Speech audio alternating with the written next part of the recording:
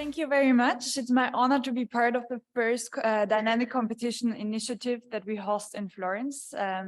Pierre already jumped right into the topic. He showed us where we already stand and what we can expect from these two upcoming days that are full with interesting discussions, where we assemble scholars from all around the world. And without further ado, I would like to start the first academic paper presentation, Measuring Dynamic Competition, with Gordon Phillips. Unfortunately, I do not have as funny anecdotes about Gordon's wine consumption.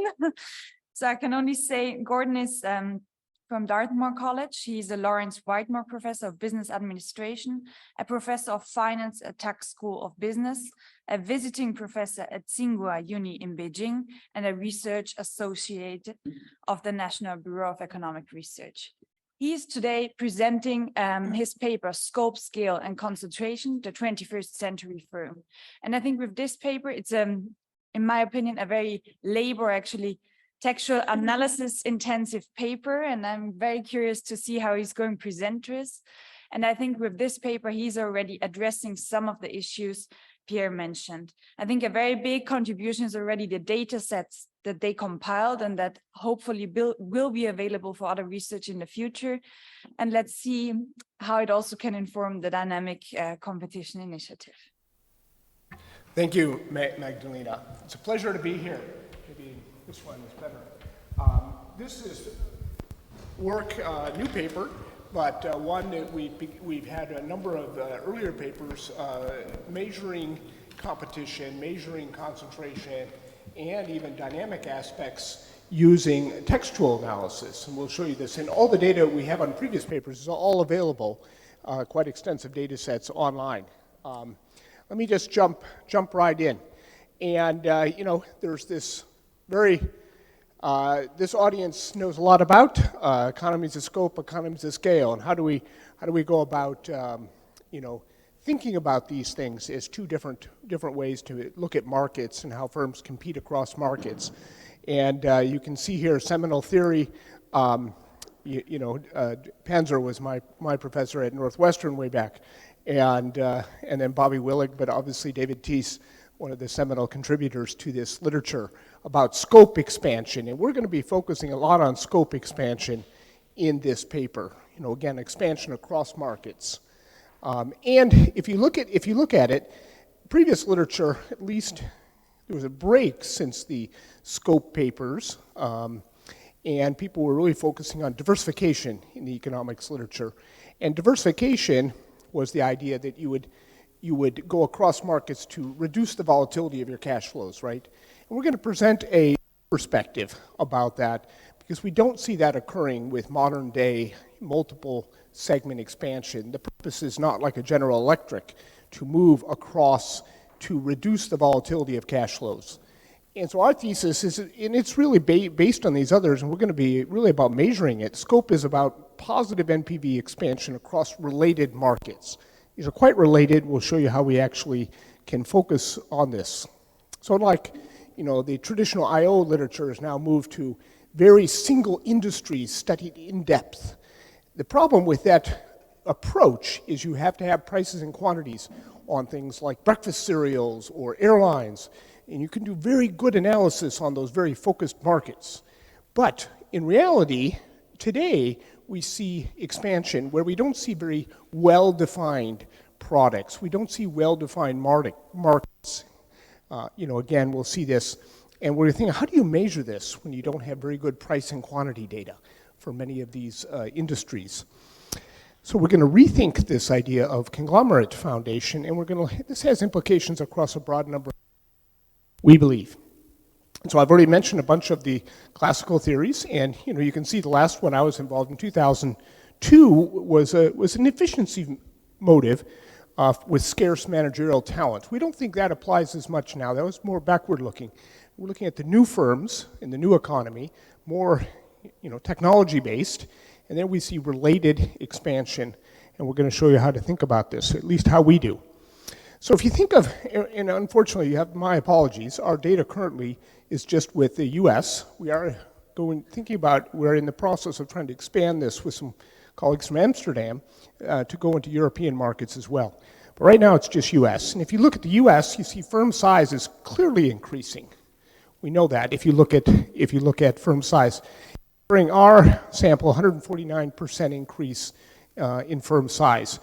We're going to show you, based on different measures, that most of this is not within market expansion. It is scope expansion, 40 to 70%. We say, well, it could be a bit of firm size within markets. If you take our upper estimate, it's 70% is scope expansion versus scale expansion. If you look at, in our data, we're going to show you the average scope over time. We have a new measure with text, which we're going to show you with the textual analysis definition of markets. We think scope is increased about 70%. If we take traditional NAICS, even with NAICS, traditional measures, we can measure with NAICS. We say 40. NAICS has some issues, so we like our what we call text-based network industry classifications. TNIC, we've given it a name. It's based on a publication in the Journal of Political Economy in 2016, which we'll refer back to. But we think, how is scope expansion done? Whatever you look at here, it's fueled by asset redeployability and innovation. It's not that we're going to try to diversify and decrease the volatility of cash flows. Scale does go up. We're not going to say it doesn't. But we think of it as scope is actually one of the primary motivations. So if you look at how people have tried to measure scope in the past, it is done with CompuStat data, where we have firms self-reporting or someone else going in and ticking off a box. I produce this in this market, this in this market. And the markets are considered distinct, more or less. There's some relationship, but it's hard to measure it. But CompuStat, if you look at CompuStat data, you don't see much scope expansion. So this is CompuStat segment data, which is a Standard & Poor's CompuStat data used by many researchers, right? So we have an alternative to that. Now, there was a change in 1997, and that's where you saw this big jump upwards. So this is all done by government standards, but government says it's only if you have a business which is organized for reporting basis, this is SFAS, that you actually report separate segments. But this is what happens nowadays is managers will work across markets. They don't have separate reporting divisions. So if you use the CompuStat data or use the firm's self-reported segment data, you do not see an increase in scope. So it favors underreporting as well. Because firms will not report, in many cases, they don't want to break out line of business data, maybe even for competitive reasons. So we think that segments there may be no increase if firms are reporting these segments together. In any event, there will be underreporting. We'll show you that. So what we're going to do is going to compare. So we're going to run a little bit of a horse race here. We'll show you what happens if you use traditional data, CompuStat segments, where you have a parent firm. They may have segment 1, segment 2. Furniture and electronics is the traditional view of a conglomerate to reduce cash flows, volatility of cash flows. If we look at the 10K, we're going to look at the firm's business segment description in the 10K. So you open up a 10K, and there's these descriptions in the 10K. We can use other textual sources too, but the descriptions can have 3, 4, 5,000 words in them describing what they do. Open up Apple's 10K. I should have put up a sample. You will see a vast number of different things they've defined in the 10K, but they don't report on. What is a 10K? The 10K is the product, that's the one we report every year, and it has a section called the business description. And it is more for the customers that we report this. We're not doing it for the government. But there's not a bias towards underreporting, because in some sense you want to make people aware of what you're making. And you can go look at these a 10K by 10K by 10K, and you will see they're very, very dense. No one's processed them until our analysis. Now it's become very common to look at 10Ks linguistically. So we started this back, when we first started this was actually even before they had Python, for those who like, computer science. We have a background in computer science ourselves, and so we were using Perl. and some other languages. And then subsequently, we've converted everything to Python. So the world's come around with large language models and using these, analyzing text. We can use this as economists and management analysts. So a 10K product description will have a bunch of words, and so these are histograms on words. And so we use the vocabulary firms use to describe the products they sell, and we're going to be able to then create different industry dialects. And then using these word dialects, we can then place once we have a foundation, we can place other firms across these industry dialects. So here's an example, world with scope. You've got furniture, office equipment. Those may be quite related. So firm 1 expands into synergistic industry. You can see here we've got firm 6. That's pure diversification. We don't see that as much anymore in the data at all. What we're seeing is an oil firm, perhaps going into solar. And then the question is, do I go into solar by expansion? Do I buy a solar firm? Or do the solar panel firms stay separate?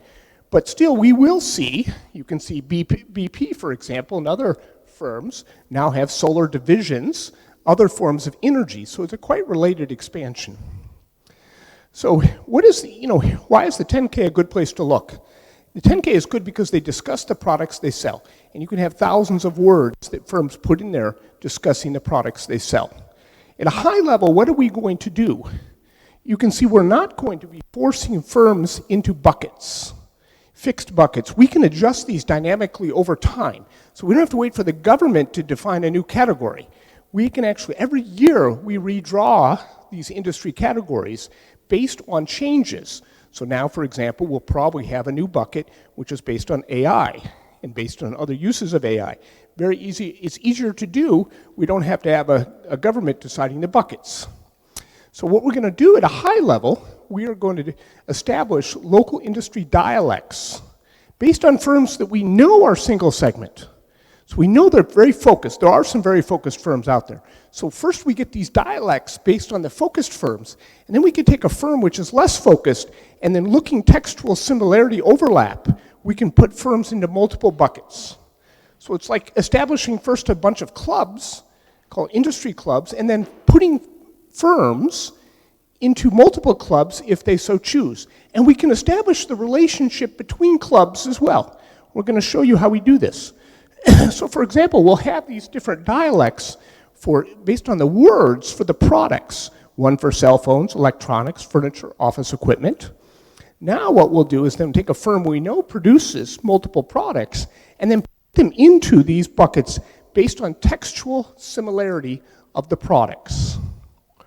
So we're going to score firms on scope, and we could score them on scale too within an industry. So firm 1, firm 2, you can see here, has a bunch of words, and so this is clearly a firm which is more in the blue bucket. And over here we've got, some other firms producing in different buckets. So we're going to, first let me just say, all this data is available on the industry buckets. We have a website, you can Google my name, and you can see we make all the historical data available. We've extended now through 2021. We use that to 2021 in this paper. We go back to 89, excuse me. So you can see the website. I didn't put a screenshot of the website, but on the website we've had over 50,000 visitors since we established this, and who have like 25,000 different data downloads of the data. So we invite you to go look at the data. So everything we've done is transparent. We put it there, and you can use it and assess yourself. And we're not going to say it's perfect. We might have a version 2.0 in the software parlance, but we've got several along the way here. And it does outperform, when we run the equivalent of a horse race, traditional buckets by quite a deal, quite a big amount. If you look at our Journal of Political Economy paper, we assess this versus traditional methods. And on very simple things, it outperforms pretty drastically. So here's an example of Disney. So we're, people like Microsoft, but Disney is in huge number of industries. They've gotten very, very large.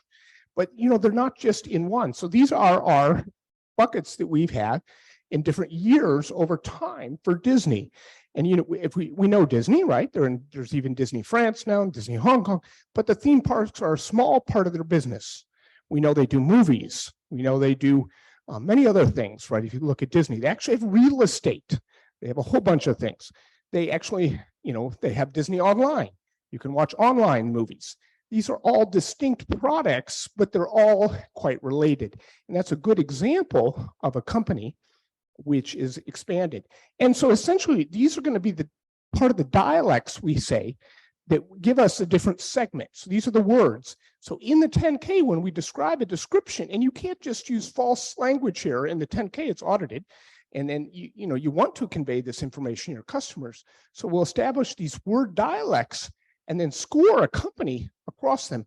So here, in our case, Disney has expanded to about 12 different buckets from an initial 6. So there's big scope expansion. Then we can look at the related words across the buckets. They're not perfectly correlated. So for example, if we look at CompuStat, these are our measures of how many segments. If you have 5 segments CompuStat, here's how many we say you have according to our NAICS or according to our text-based measures. Clearly much more. Now the question is that valid or not?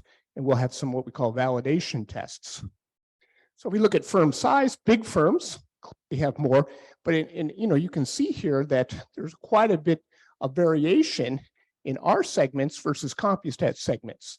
CompuStat truncates very quickly in like 2 or 3 segments, maybe 4 segments, and they stop. Firms stop reporting. Ours don't. Ours are textual. Theoretically, you could have 300, but you don't.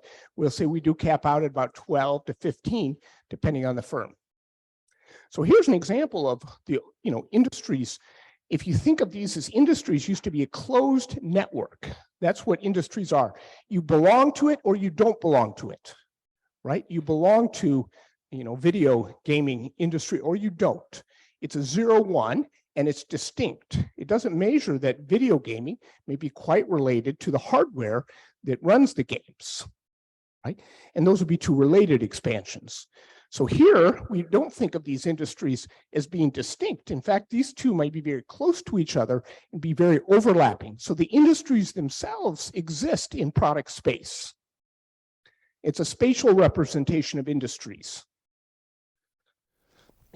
And if you think of industry pair relatedness, when people are producing across industries, the most similar, you will see more pairs.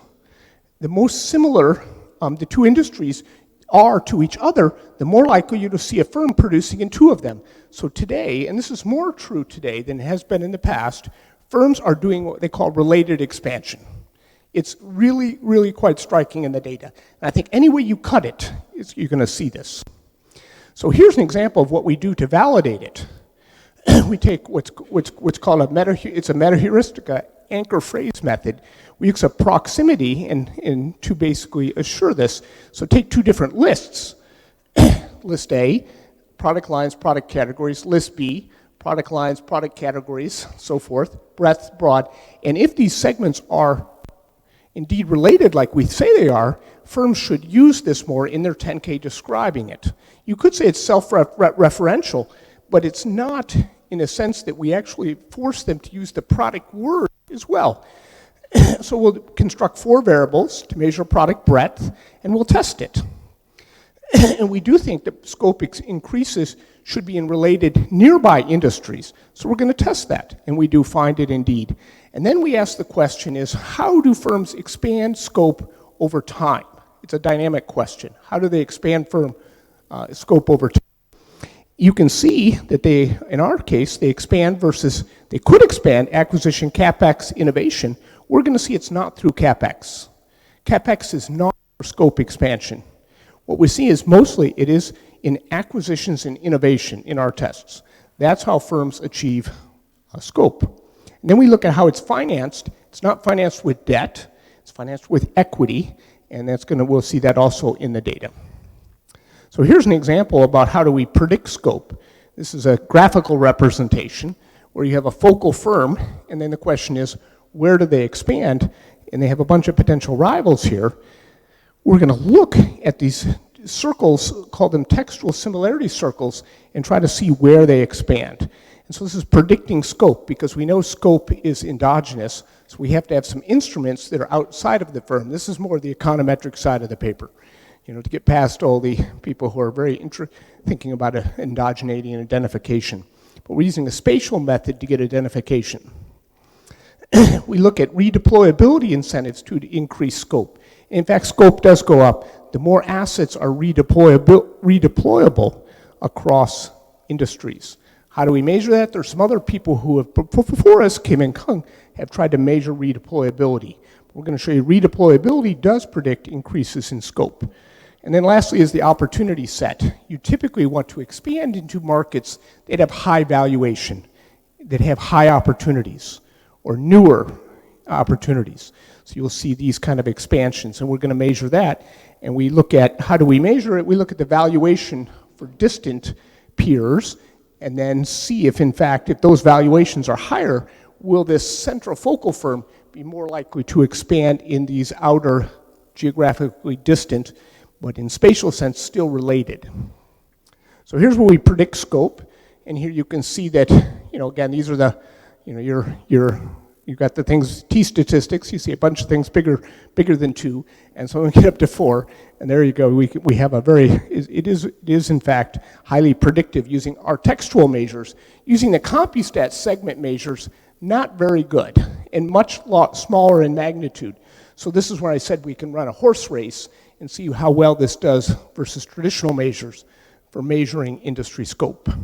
Gordon, Yeah. I have to briefly interrupt. You're almost actually out of time. I'm going to show you some key slides. We have outcomes, valuation, asset growth, operating income, and you can see that the scope variable here, what's interesting is that valuation goes up with scope. Clearly sales growth, this is probably a little bit obvious, but if we look at NAICS scope, we have some other measures that are still based on the words, but using predefined categories. And here's the financing results. You can see the key thing to notice is debt is not important in predicting, what if firms are used to increase scope. They use more equity, they use more, essentially equity and less dividends. So equity is used to increase scope. It's an important, if I have, how many minutes? 2? 1? Okay, so if you look here about stock, here's what we think is a really kind of like a validation test. If we think of what does scope do to risk, so we'll have an external measures of either stock volatility or cash volatility. And the key thing to note is with our measures of scope, volatility is actually going up. So it's not volatility decreasing.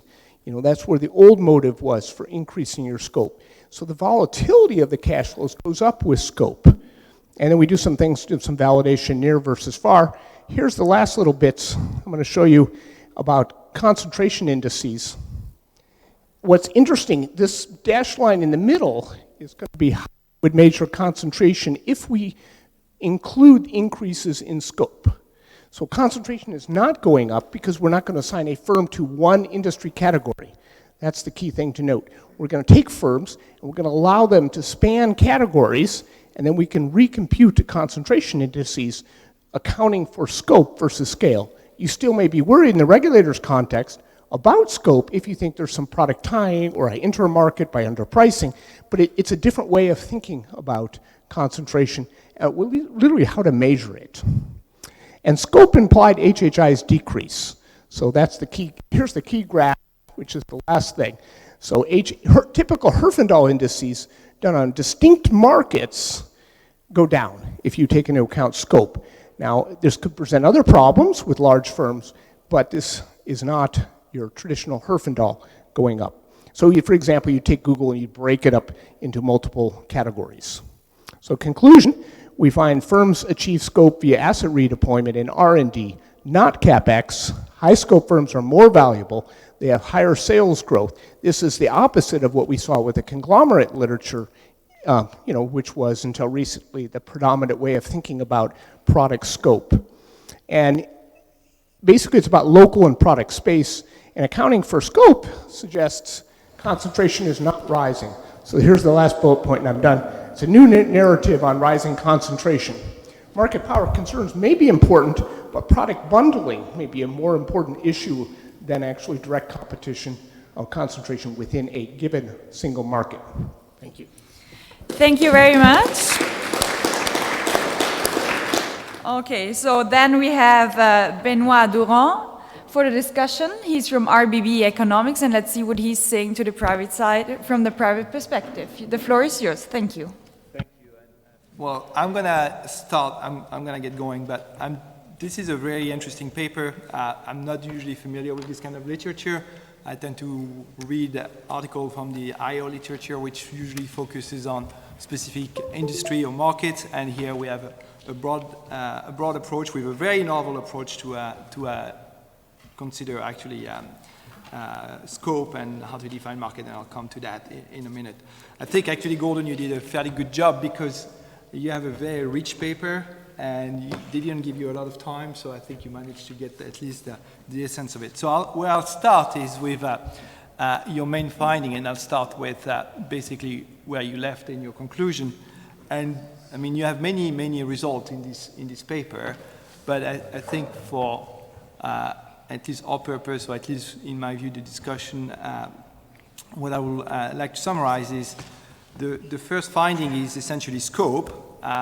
You have a new way of measuring scope, and your article, your research shows that if you focus on US firm, because this is basically what you're looking at, US firm, they have expanded their scope of operation. But what's interesting about this is you qualify the expansion as not necessarily diversified conglomerate, which would be operating in multiple sectors which are not necessarily related, but you make the point that actually the expansion of firms is usually in related markets. And this is novel because in previous studies using different data, and particularly CompuStat data, this pattern is not apparent. So that's the main first result. Then the second result is that actually when you look at scale or firm size, rather, your analysis shows that firm size have increased over time as you measure it by asset values, and this partly corresponds to this increase in scope. So it's not an increase in scale, it's an increase in scope. And last but not least, and probably a result that is probably dear to the heart of many around this table, is what about concentration, or horizontal concentration? And what you seem to suggest is that actually the increase in firm size does not correspond to an increase in, or does not lead to an increase in horizontal concentration, but rather to the fact that firms are actually serving now multiple markets, multiple industries.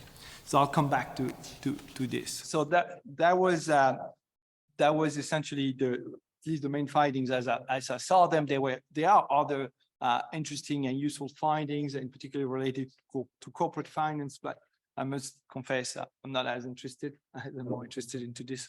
Now, your new measure of scope, which you explained quite well, and anyone who wants to read this paper, I strongly suggest you read the 2016 paper that Gordon and his co-author have written, which actually explain very well as well how they come about to use this text-based methodology, which is quite rich.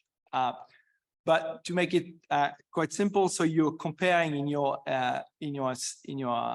work how CompuStat, or if you want to use CompuStat data, how you would measure segments and scope, and you compare this with your own definition, which is the FIC 300, and then other census-based data, which is the next.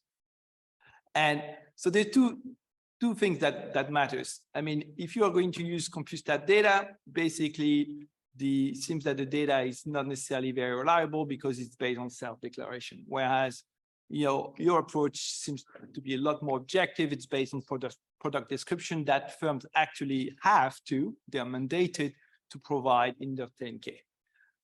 The other thing that is come clear, and this is also clear this is what you have in your paper, and that I put in the slide, is how you define market, and I'll come to this again, back to this later, but it's clear that broad CompuStat segment seems to be quite wide, quite broad, and the way you define market with your FIC 300 measures, or also corresponding to the next industry measure, it's narrow. And that's why you have, for one segment of CompuStat, on average, more FIC or next scope.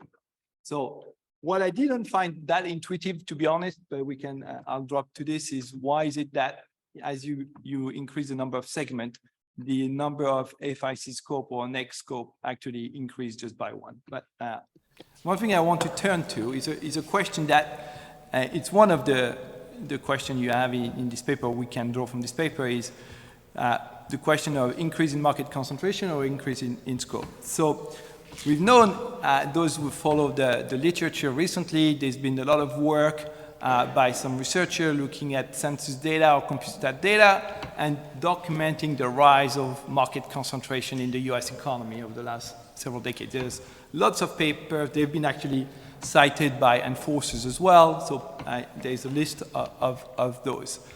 Now, your article offers a possible explanation to that actually increase in market concentration.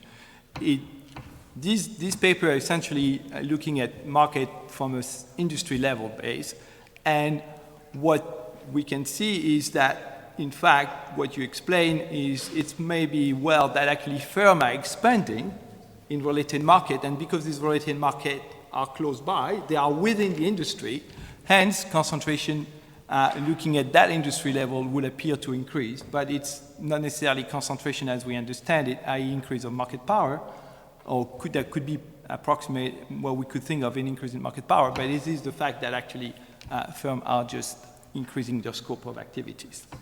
So I thought that was a very interesting, and adding an explanation, or at least a different explanation to this.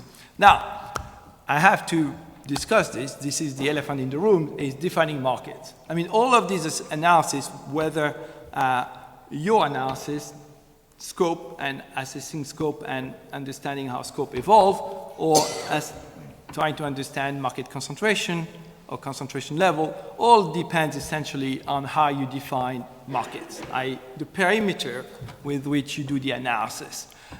Clearly, census data has its limitation, and they are well known. They lump product together because they are physically the same, or they look like they are the same, or because they use similar process of production. But they are certainly not based on demand-side substitution, which we typically would prefer.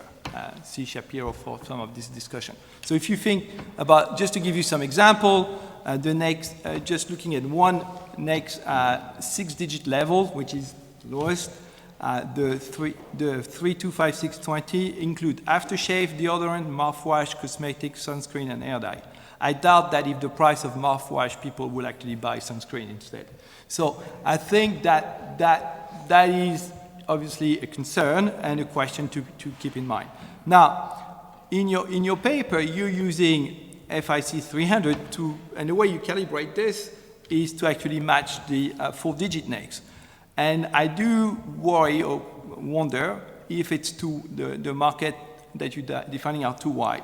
Now, it's very clear that if you're going to do the macro study you do, I mean, defining market based on consumer or demand-side substitution is an impossible task. So that's not going to happen. So clearly, we need to find an alternative to do this. And maybe what you're doing is such an alternative.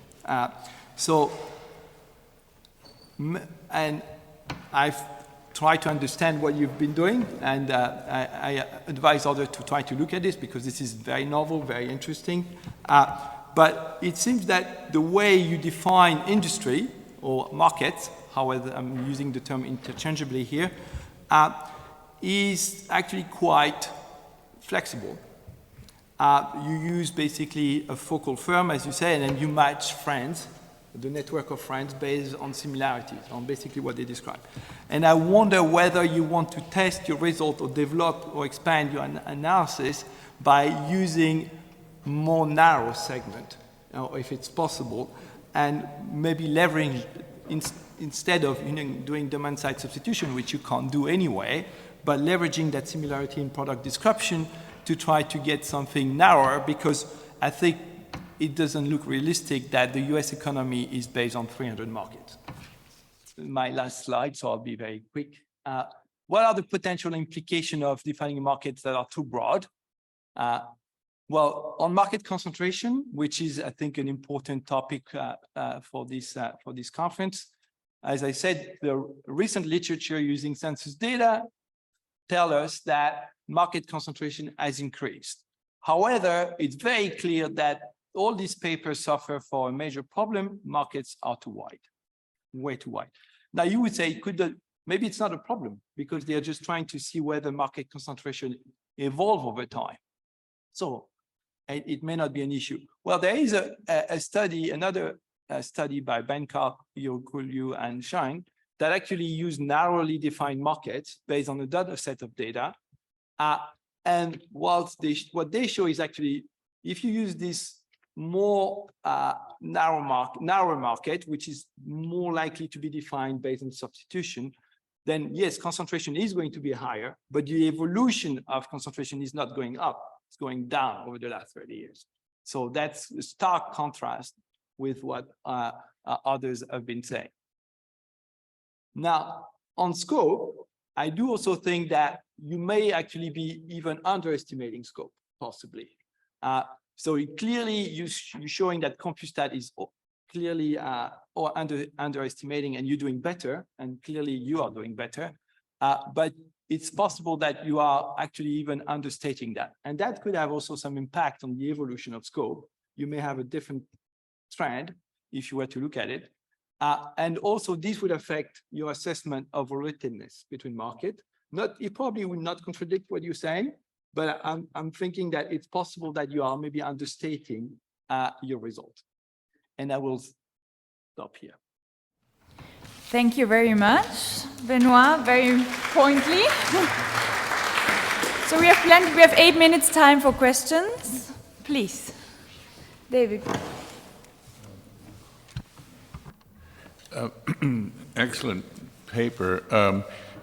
One comment and then one question. The comment is the asset redeployability issue is really critical. Of course, that's the essence of this framework we call dynamic capabilities.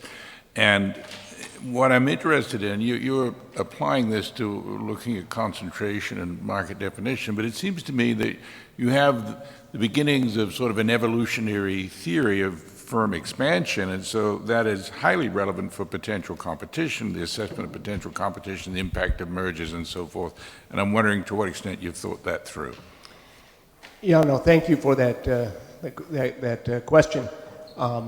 We're beginning to think through this, and my colleague, Connie Helfat, is in this area, and so she and I may team up. I'm officially in a different area, but I'm closer to her research than some of the colleagues in my own area, quote unquote, my own little circle, in well-defined area. I'm supposedly in the finance group, but I find myself more and more doing these types of issues. And so I think it's coming, and I've been talking to Connie about that. So I think we're looking forward to it. And I just wanted to also thank Benoît for your comments. Totally agree. Why did we use 300? Because it was comparable to what others have used. So we wanted to run a horse race. We have in the earlier paper, we have perfect flexibility. We have in the earlier paper, we go out to 500 and 800 industries. But if we do 800 industries, everybody is going to say, well, of course you have scope increases because you've defined 800 industries. So we had to keep it kind of matched to the same level of aggregation as the others had done, to show you, even with their level of aggregation, which I totally agree with Benoît, it's too broad. 300 is too broad. But even with using their aggregation level, we show that scope is primarily the reason.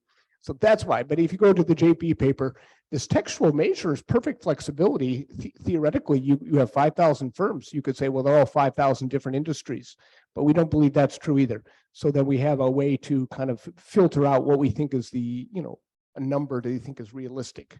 Maybe it's 500 to 800. We haven't gone there yet, but we really will. Thank you. I very much enjoyed your paper. Jonathan Barnett from University of Southern California.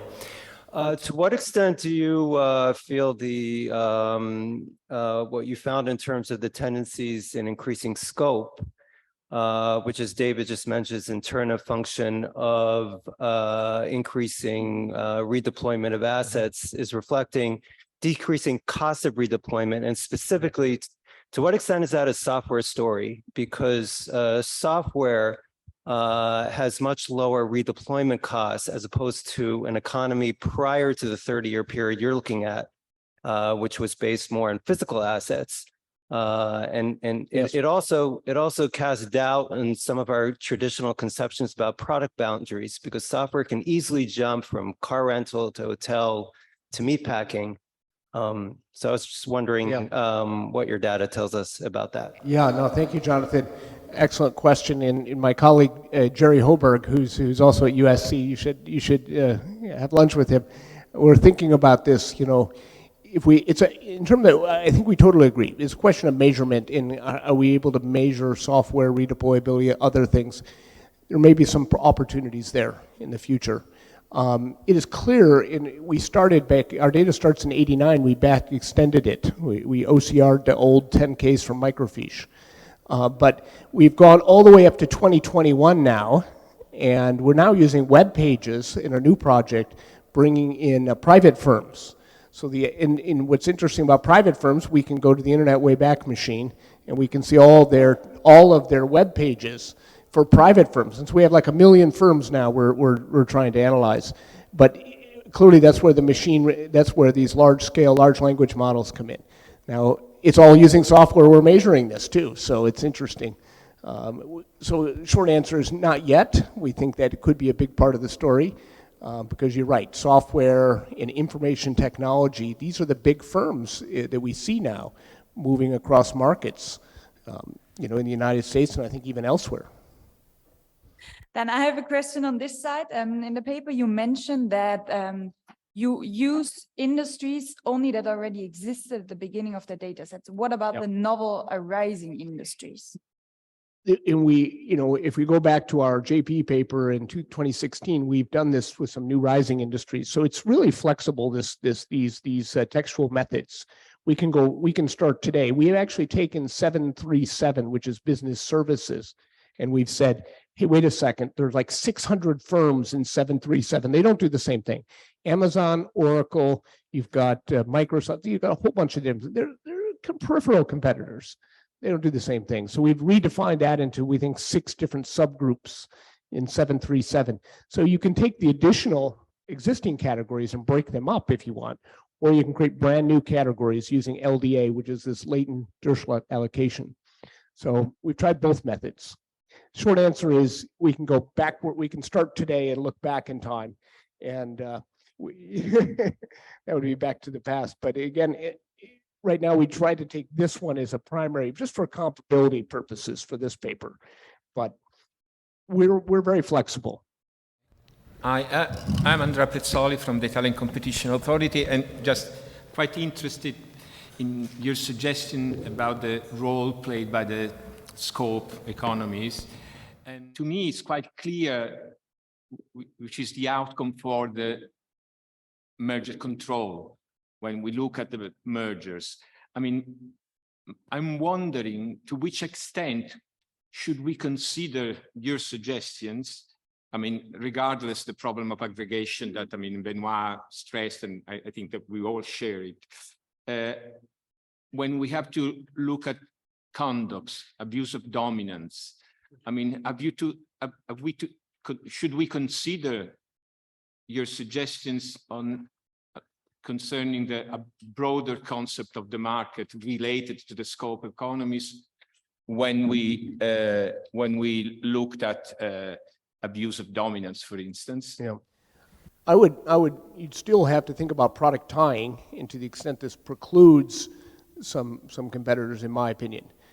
You could think the Microsoft Activision potential here, making sure that there are still game makers out there who can offer new games on new platforms and so forth. So it doesn't preclude it, but it's clearly not something that Microsoft does much any. And it's interesting to me, the idea, like if you go to Microsoft, they bought Skype, and they totally fell down on that one because Zoom came along, and now Zoom is dominant. So there still is, it's actually easier to challenge, like Zoom came in with funding, and there's a tipping point where they become very effective competitor. Now we now have Teams, and Microsoft is starting to fight back. But I guess the point is there financing for an entrant like Zoom, which would mean that, hey, there's enough features that consumers can easily switch. Then it's hard to exercise some type of a, they don't have much pricing power given somebody can come in. again, take the market. So I think you do need to think about the dominance in the position, but also thinking about, how easy is it for a competitor like Zoom to come along and all of a sudden become a dominant player that didn't exist, and they just kind of displaced Skype in its entirety. Thank you very much. We are at the end. We are almost on time. And thank you, Gordon. Thank you, Benoît. A big applause.